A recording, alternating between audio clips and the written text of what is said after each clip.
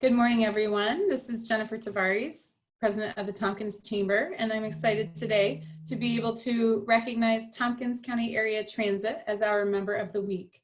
Our Member of the Week program highlights a member who's done great things in our community, and it's sponsored by Visions Federal Credit Union. Joining me this morning is Scott Vanderpool, who is the General Manager of TCAT.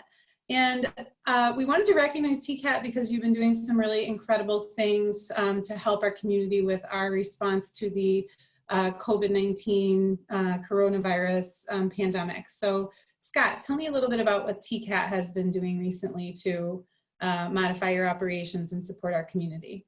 Sure. The first thing we did was drastically reduced our service. And we had a couple different levels of service reduction.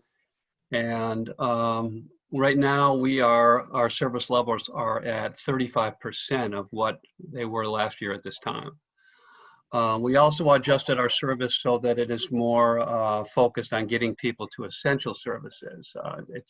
It's more about getting people to grocery stores and not necessarily to work. So the whole shift changed for us. It was a lot of work to try to put this together. And our folks were very tireless in doing this. I mean, we had to do a lot in a short period of time because of we wanted to try to prevent that try to create that good social distancing for everybody. So we've basically lost about 90% of our ridership right now, which is, pretty critical to try to figure out solutions for.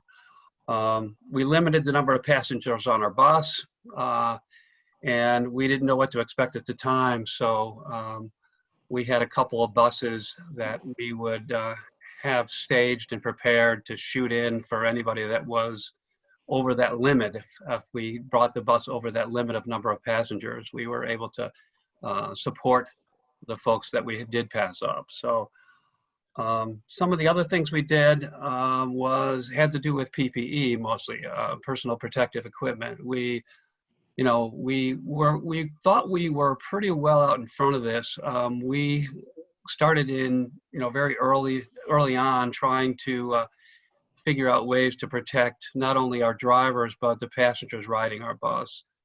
So one of the first things we did was purchased a couple of disinfectant sprayer units that were for our buses. And those electrostatic disinfectant sprayers came in, and we were able to very early on disinfect our buses every night to try to make sure that when they went back on the road they were in pretty good shape or clean. So those are the couple of the real things that we really got started with right on, and a lot of it really was messaging. We wanted to communicate both to our drivers what we were doing for their safety and for the passenger safety as well. One of the key things was the free fare. That might be one of your questions. We early on, in fact, I believe if we weren't the first, we were one of the first transit agencies in New York State to suspend our fare structure. We thought it was critical to put something in place that would keep our riders away from touching the fare box and handling paper transfers. And it also helps it's a comfort level for our drivers to make sure that those, so they're not, face to face with people every day as well. So sure.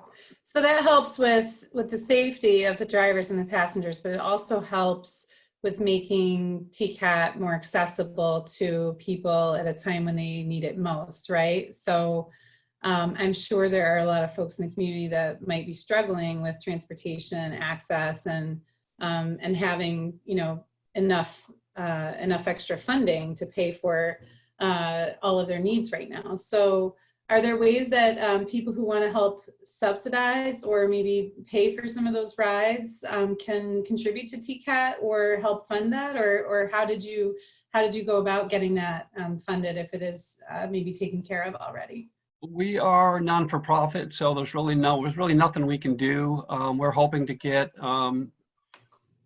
there's the stimulus from the federal government that we've all been talking about, and the CARES Act that's going to help us a little bit with some of the some of what we're doing as far as, purchasing equipment and gloves and sanitizing equipment and masks that we have.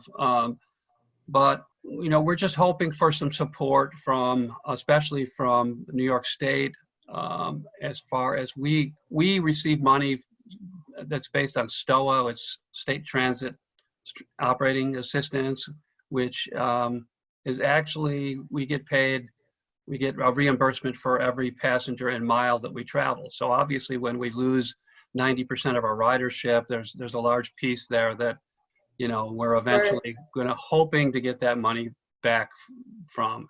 So there's something called Hold Harmless. I don't know if anybody wants to hear about this, but Hold Harmless is STOA funding that reverts back to our 2019 levels. So that's something that would really be very helpful for us. And that's something we're hoping to get in the future. Good. Well, let us in the community know if there's any way that we can support you, because obviously the work you're doing is very important. I know that, many folks appreciate everything that TCAT has done to keep our community safe and also keep your employees safe. And again, just access to those critical supplies and those people that maybe don't have other transportation options to be able to move around and support their families. But not move around too much, right? We don't want them moving around too much, Right. but that's so important. And we're very grateful to you and your team for everything that you're doing. So thanks again for joining me today. Once again, Tompkins County Area Transit is our member of the week, and we are very grateful for all that they've done to support the community at this difficult time.